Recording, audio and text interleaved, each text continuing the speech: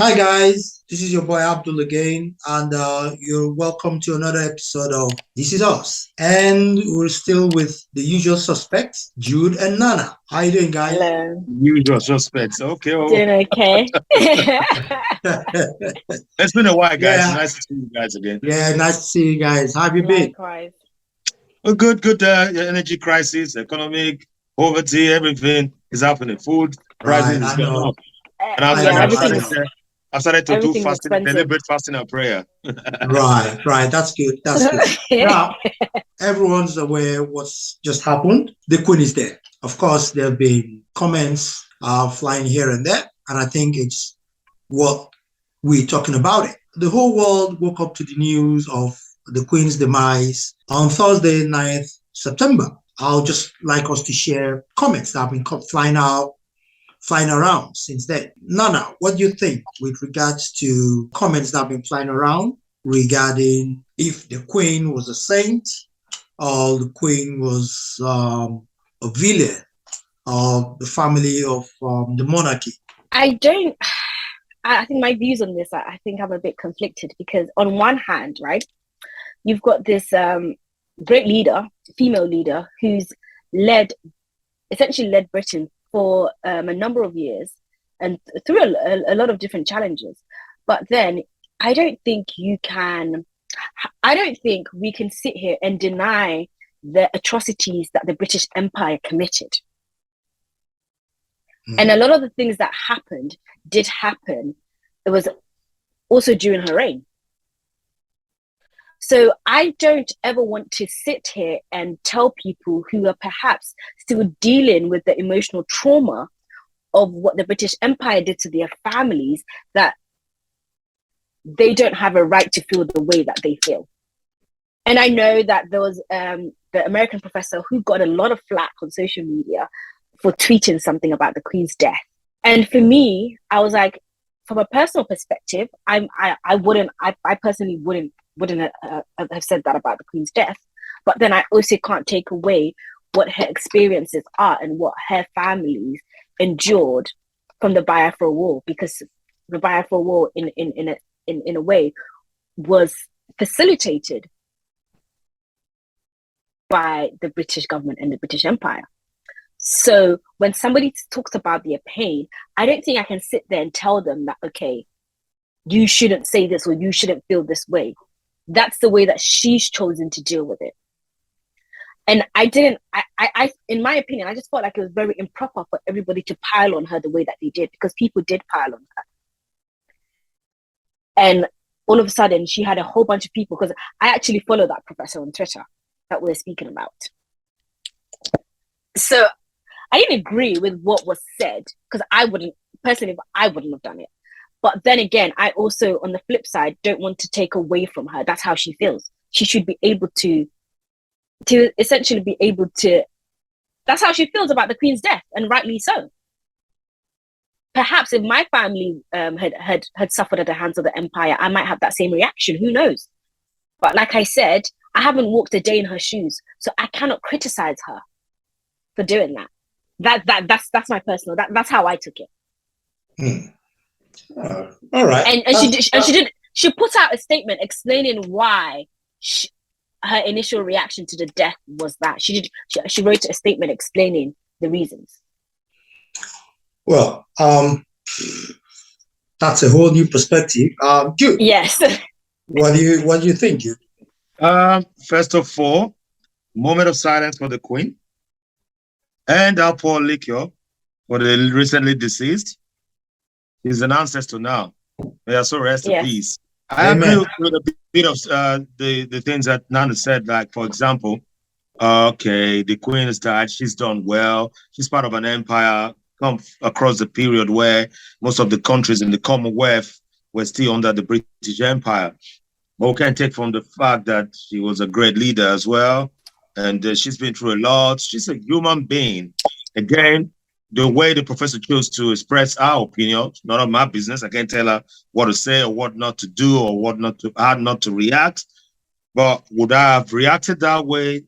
No. But if I had to put myself in the professor's shoes and walk a mile in it, maybe I would have. Who knows? But Having said that, though, just wanted to quickly say something because Nana said the British Empire facilitated the Biafra War. I want to quickly say probably that's not entirely correct. Obviously, there's backhand politics happening everywhere, and people have interest and all. Yeah, but the Biafra War was as a result of the 1960 whatever, the first coup, the first military purge we had after independence, led by Major Kaduna Nziogu. Kaduna Nziogu was of the Igbo descent, but was born in the northern part of Nigeria, hence the Kaduna Nziogu. People actually thought it was Hausa, but he, in his own military purge they carried out, a lot of Northerners were killed and slaughtered. So they thought the Northerners fought as a hit back or whatever you call it. How do you call it when somebody does something and you pay them back? I know. Reprisal. Yeah, so something like that. They then attacked Eastern soldiers, and Ojukwu at the time thought, okay, this is retaliation. Payback. I'm gonna move. Obviously, during the war, and that war was when they first coined the phrase genocide. During the war, Britain did play a hypocritical part. They played both sides. They withdrew weapons from Biafra. They supported federal government. Israel played a role in it. America played a role in it. France played a role in it. Yeah. And you know, a lot of atrocities happened. And I've done a few studies on the Biafra. We haven't even touched a single tip of the Biafra War. If Nigerians knew what happened during the Biafra War, my gosh, I don't know how to explain it. We haven't been told anything that happened. We don't even know what happened in the Biafra War. If we knew they have, I went to a 3-day symposium at the School of African Oriental Studies, which was put together by Nigerians, group of Nigerian intellectuals and professionals. When I went there, what I saw, the people I took there, they were foreigners, they were white people. They were crying. They said, we don't know about this. Even me, I was crying what I saw. So we don't know the half, so I can understand where that professor was coming from, because she did say our families directly were massacred, and you know what I mean? So I understand quite all right. And when things like this happen, people are quick to trade blames. And when something does happen, they say, oh, care about people's mental health, don't these people, blah, blah, blah. I remember when Mugabe died. I used to look Mugabe as a hero. When Mugabe died, Piers Morgan, that irritating journalist on TV, came out and said so many despicable things about Mugabe. Now the professor is saying despicable things about the Queen, and people like Piers are then cursing this person because they're quick to forget. We're quick to develop amnesia when it comes to our own. So what the professor said in America, as a result of our pains and what our family went through, I don't know how to control what she said, but would I have said the same thing? Absolutely not. I wouldn't have coined it that way, just because it's not me. Again, if I had walked a mile in our shoes, maybe I would be saying worse. I've met people from Zimbabwe who told me when I said to them that I like Mugabe, it's a strong man, and I gave the history that I knew of Mugabe. I said, this man fought from the trenches against these occupiers, and he gave Zimbabwe freedom, changed the name, I think, from Southern Rhodesia to Zimbabwe. And this lady was a full-blown Zimbabwean woman who only came here and is not British, said, you don't know the half. Let me just tell you one simple story. And she told me the bit about her own family, how Mugabe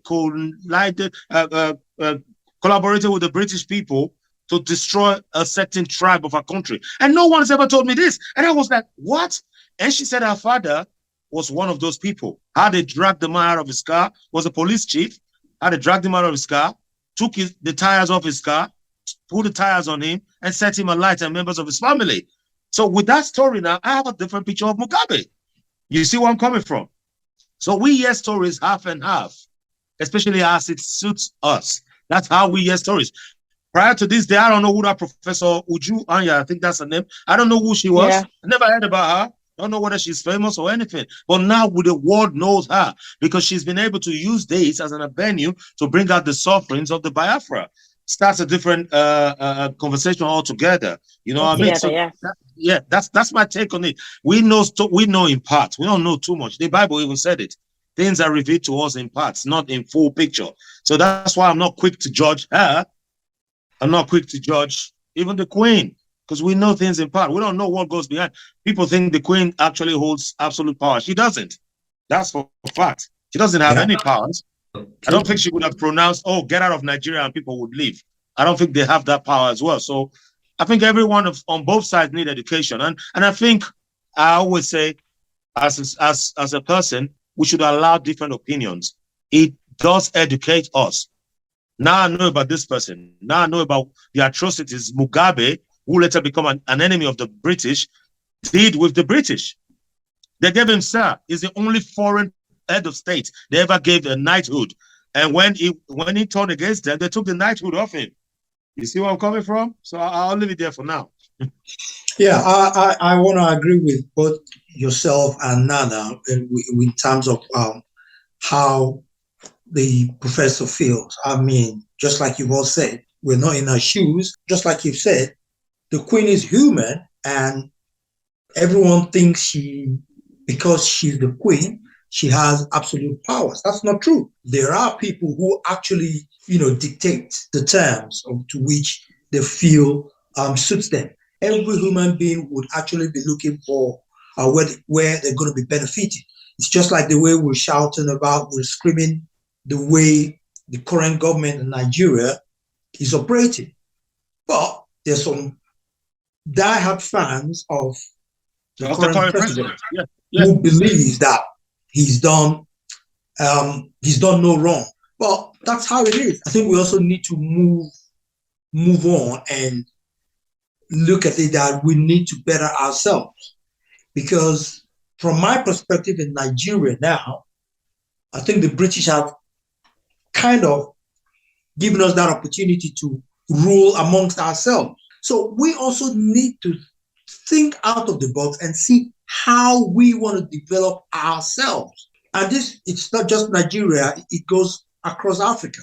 I just recently I was in Rwanda, and just like you said about Zimbabwe, there have been so much stories about Kagame being an oppressor, being someone who suppresses his people.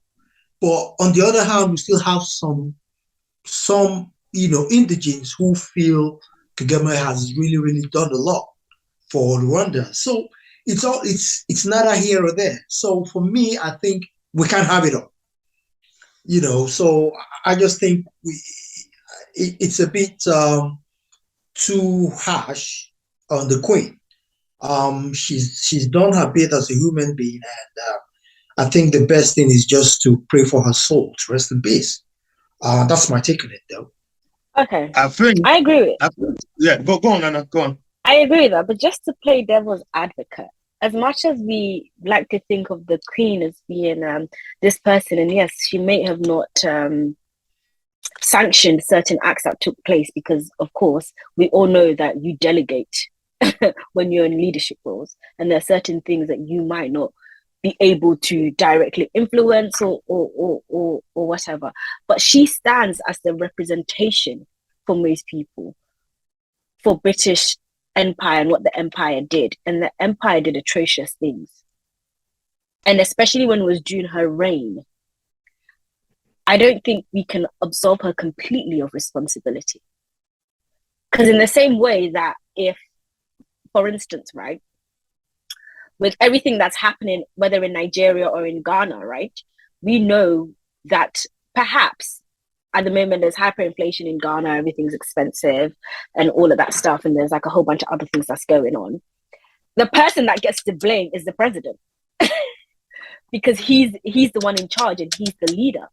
Although he may have not had direct impact on what's happening, people still blame him because he's the one that's at the forefront.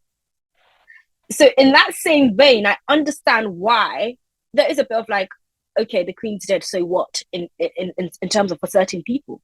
Because for them, the representation of the Queen represents the British Empire. And for them, the British Empire has only caused them pain. So I can understand from that perspective. Absolutely. Well, of course, I think we're looking at it from just the perspective of the Biafra War. Now, what about the slave trade? Oh, now, in terms of the slave trade, we need to understand that the Queen wasn't even born at the time of the slave trade. Of course. So but why are we putting that blame on her.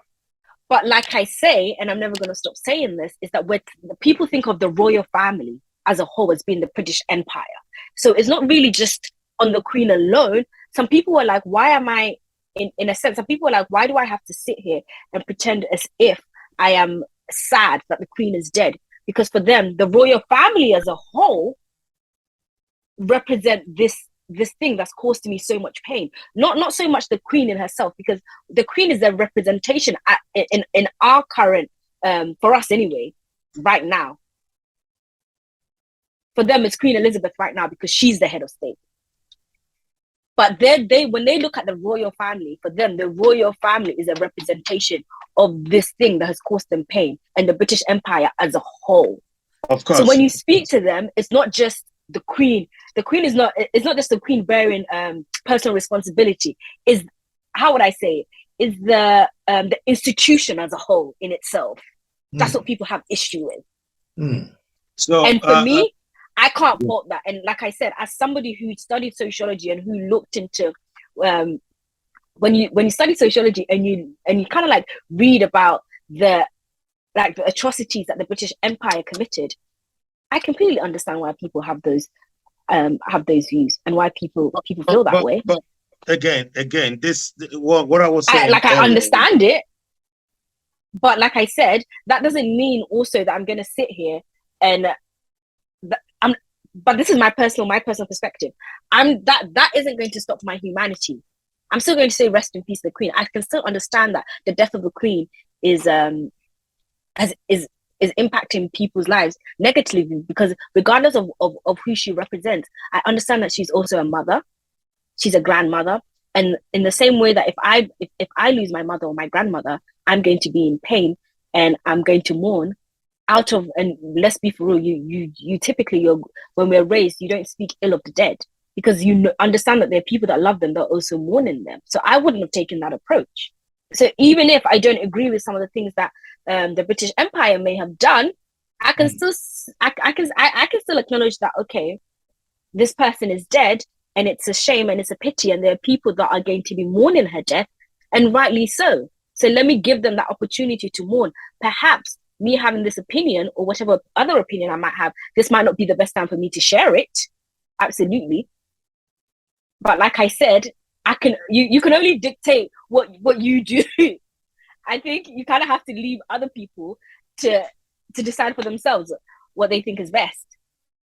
Like I said earlier, we know in parts, even the Biafra War, there were Igbo collaborators, people from the Southeast, who were collaborators against the Southeast people, as well as having collaborators against the federal government of Nigeria at the time. We've always had collaborators. Again, survival of the fittest, Darwinian justice. Look, people out there as a group, as a unit, me and my brother, who would want to go out and conquer. And that's me against your family. Simple as that. Competition, we go. And it's me and my brother against the whole society. These people came over to do trade, and they saw avenues to exploit. And they saw that the people were already exploiting themselves. They saw an avenue. They came with superior weapons, and they did what they did. I don't fault humans for trying to do that, because we've ruled and we've had empires before, and we did enslave people as well. And Romans have done the same. The Germans did theirs through Hitler, what they did to the Jews. The Americans did theirs. I don't know if the Irish ever did theirs, but it's been on and on. We had the Persian Empire. We had Nebuchadnezzar and his own whatever. We have the Greek doing theirs. Turkish did theirs. Armenians. It's everywhere. Not excusing anything anyone's done. But we also have to be able to educate I get the fact that she represents the crown.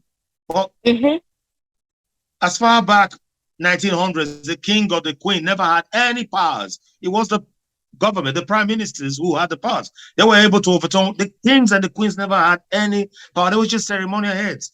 The prime minister would call them and say, hey, go to Ghana and go show face there. Dance with the prime minister of Ghana on Nkrumah at the time, just to appease them. And they were like errand people for the main government. The main bad people were Churchill, who people don't even mention his name. Those were the bad people, Harold Wilson, the previous prime ministers. These were the ones responsible for the atrocities. The crown was just the crown. The crown was always dispatched when there was trouble. If like Nigeria was saying, we want to pull out of the Commonwealth now, the Crown would say, you know what, William, come on, go to Nigeria quick and just play hockey or play polo with those knucklehead Hausa Fulani people and just appease them. Oh, who do we dispatch? Dispatch Prince Harry and Meghan Markle. She's black. They will like her down in Benin. Let her go eat from the bowl, eat fufu with somebody, and the black people will laugh again. Like, you know what I mean? That's that. I thought they were like the royalty, the whole crown. They were like clowns that they dress up and dispatch to go do things to just appease people. That's what they do. Australians have their own history, and few Australians have expressed their views as well. Irish people have been cussing. Even Scottish people have been doing that. So I don't fault Professor or wherever would you saying what she said. Again, it's our story. It's not my experience. I wasn't colonized, and that is a fact. No one can deny me saying that. I was born way, way, way after our colonization. I was born when Nigeria had their independence. So I don't have any of that burden or history on me. So I'm saying, let me be able to say, I don't want to carry that. I'm not oblivious to the fact that what we went through, I read books. I'm still reading books about what we went through.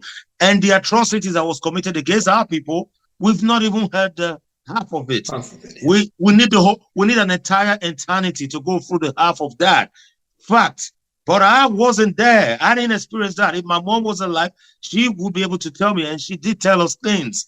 But I wasn't there at the time. I didn't experience that bit. So I don't see why I should be the one shouting most, because I didn't know anything about that.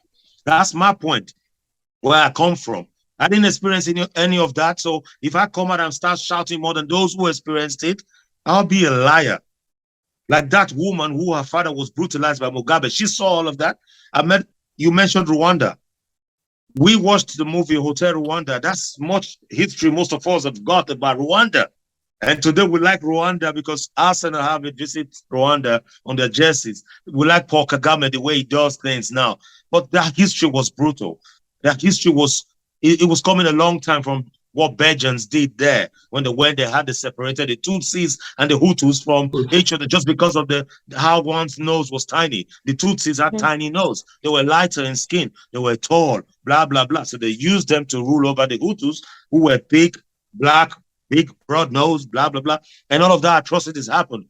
Most of us know this history just from Hotel Rwanda. But when I actually met a Rwandese who was there, went through this whole thing, and it was our boyfriend from a different tribe who led people to slaughter our own family. And that guy only left her because they had sexual relations before, allowed her to hide in the cupboard. When that woman started telling her story, I just froze. How do you then expect me to know what she's been through and go out there and shout more than her? If she's there calm, saying we must learn to forgive, we must let go. She's seen it all. I think I would listen to that person more than those who are screaming on TV and they've never been through any of this. I don't have that experience. And I can't lie. And I think my opinion is valid too. If I say I don't have that experience and I want to say rest in peace, Queen, you were my queen. I'm from this country. I'm British now. I saw allegiance to the Queen. And the Bible says respect and honor your kings and your queens and your leaders. I think people should give me that. Let me do that. It's valid as well. I don't think I should shout more than those who actually felt the pain. Their opinions are valid as well, whichever way they choose to express it. I said earlier, there's Morgan called Mugabe despicable names. I was pained when he did that. I'm saying you shouldn't do that. But again, hey-ho, I'm not here to say what you can say or not say. It's your business, you know? That's the way I see it. Yeah, I think you're right. Thanks very much, Jude. Thank you very much, Nana. Just like everyone says, we can only pray for the soul of the Queen. And also, we congratulate King Charles III. We need to congratulate the King. He's the King. Yeah, we've got to congratulate him as well. It's been a long time coming, and we wish him well in his reign. Also, instead of us, how do you speak that grammar? Instead of us going on about this, I'm up for saying it is time we need to renegotiate the whole relationship with the Commonwealth. I've never liked the Commonwealth because there's nothing common about the Commonwealth. I don't like that relationship. Maybe it's time. It's unfortunate that we have knucklehead leaders from Africa who represents us on the Commonwealth. These guys, all they care about is their pocket and their family. Those are the collaborators I speak about. They collaborate with the foreign powers to do whatever they do to us. It is time. It's been long overdue. The Commonwealth should be abolished. Simple as A, B, C, D. I don't want, except we then benefit mutually on the same level, then the Commonwealth is obsolete. It should go. The Commonwealth should die with the Queen. That's my opinion. I agree. And I think lots of countries are going to rise to that. Yes. I hope so. Unfortunately, Nigeria won't do it. I don't even think our president knows we're in Commonwealth. Commonwealth should go. We don't have any equal representation. If we can't walk into this country and be able to get a job, and British can't do the same in Nigeria, the Commonwealth should die. Should die with the Queen, and let it just rest in peace too with the Queen. And King Charles can start a fresh relationship with the whole world, which is so good. Or he can just go hide and just be king in his own castle there. Period. Yeah, thank you very much. I agree. I absolutely agree with you. Thank you very much, Jude. Thank you, Nana, for coming. Thank you. And our viewers, thank you for listening. And until we come your way again, thank you very much. See ya. Take care, man. Bye-bye. Take care.